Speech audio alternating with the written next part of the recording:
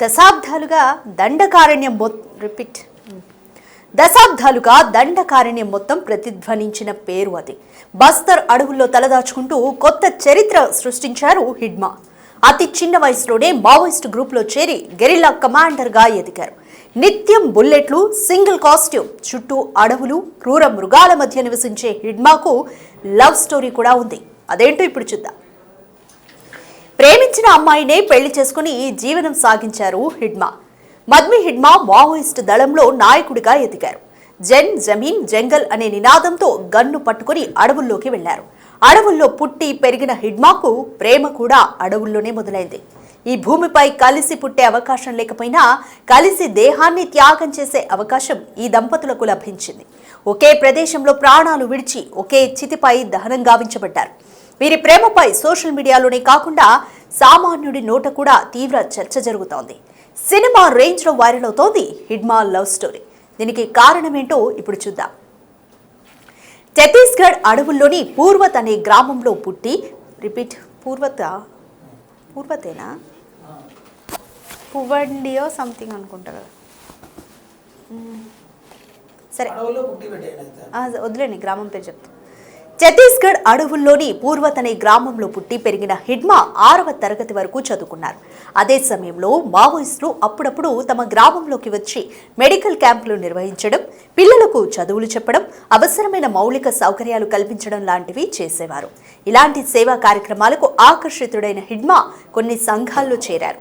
1974లో పుట్టిన హిడ్మా 1994 ఆ సమయంలో 1974లో పుట్టిన హిడ్మా 1994 ఆ సమయంలో పూర్తి స్థాయి దళ సభ్యుడిగా మారాడు. ప్లాటూన్ కమాండర్గా చేరి చురుకుగా వ్యవహరించేవారు హిడ్మా.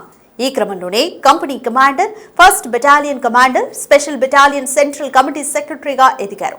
ఆ సమయంలోనే వీరాపురం గ్రామానికి చెందిన రాజీ అనే మహిళతో పరిచయం ఏర్పడింది. ఆమె పేరు రాజే. రాజేకి 6 సిస్టర్స్, ఒక తమ్ముడు ఉన్నాడు.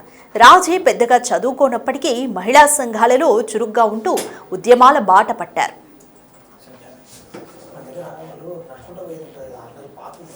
అంతకు తగ్గ బొంత ఎక్కడైనా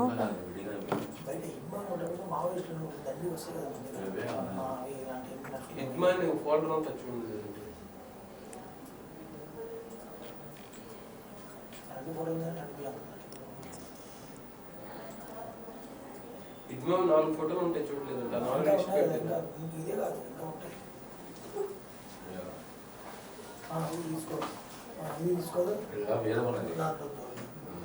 ఇది కాదు, డెస్క్టాప్ విజువల్స్ దాంట్లో హిడ్మా ఫోల్డర్ దాంట్లో 4 ఫోటోలు పెట్టి హిడ్మా పిక్స్ ఆ పిక్స్ ఆర్డర్ ఉన్నాయి. ఈ 4 పెట్టుకో ఉన్నాయి, అవి కాదని దళం ఉంటుంది.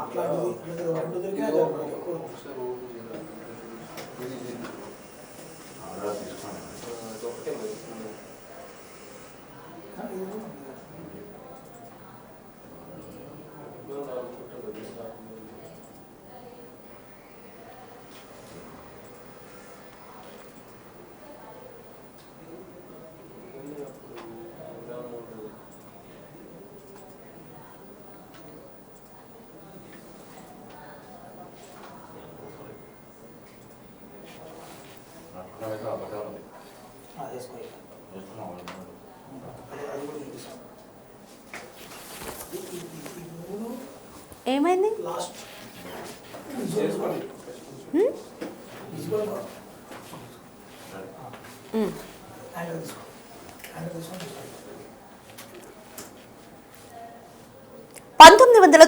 లో దళంలో సభ్యురాలుగా చేరి అనేక ఆపరేషన్స్ ని చేపడుతూ ఉండేవారు రాజే. ఇలా నిత్యం ఘర్షణల మధ్య హిడ్మాకు రాజేకి మధ్య పరిచయం ఏర్పడింది. ఆ పరిచయం కాస్త స్నేహంగా మారింది. అయితే 2008లో మావోయిస్టు పార్టీ కీలక సమావేశం నిర్వహించింది. హిడ్మా అప్పటికే ఒక ఎదుగుతున్న శక్తిగా పవర్ఫుల్ మావోయిస్టుగా మారారు. తన చిన్నతనంలో మావోలు ఏవైతే కార్యక్రమాలు చేస్తూ ఉండేవారో దళ సభ్యుడిగా మారిన తర్వాత వాటన్నింటినీ చేపడుతూ ఉండేవారు హిడ్మా. వాటన్నింటినీ తన కళ్లతో ప్రత్యక్షంగా చూసిన రాజే హిడ్మాను పెళ్లి చేసుకోవాలని భావించింది. అయితే దళంలో సుమారు 10 ఏళ్లు పనిచేసిన తర్వాత రాజే హిడ్మాకు మధ్య ప్రేమ చిగురించింది. అయితే హిడ్మా అంత సులువుగా ఆమె ప్రేమను అంగీకరించలేదు. కొంతకాలం ఆగిన తర్వాత దళంలోని సభ్యుల అంగీకారం మేరకు ఇద్దరూ పెళ్లికి ఒప్పుకున్నారు. దీనికి కారణం పార్టీ నిర్ణయాలు, పరిస్థితులు అనే చెప్పాలి. 2010లో వీరిద్దరికీ పెళ్లి చేశారు దళ అధికారులు. ఇద్దరూ దండకారణ్యం లోపల ఎత్తైన ఒక రహస్య శిబిరంలో వివాహం చేసుకున్నారు. సాధారణంగా అందరి పెళ్లిలాగా వీరి వివాహానికి వేద మంత్రాలు లేవు, ఆచారాలు, సాంప్రదాయాలు లేవు. ఎర్ర జెండా నీడలో పార్టీ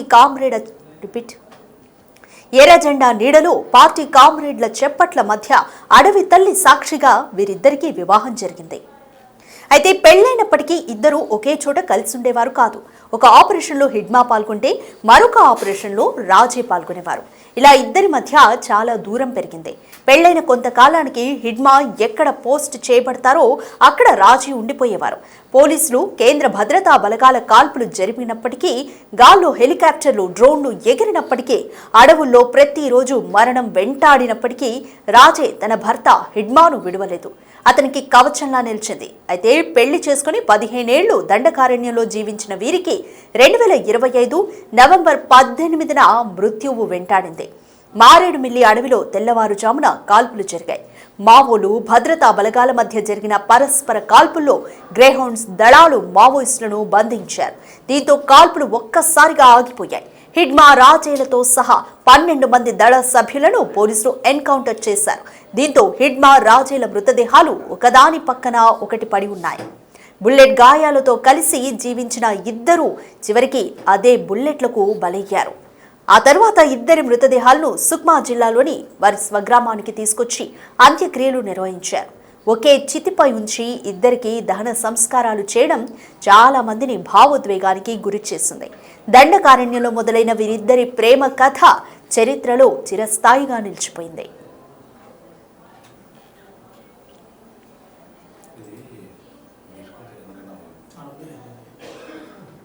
ఇలా కూడా ఇలా నోట్ పెట్టాను.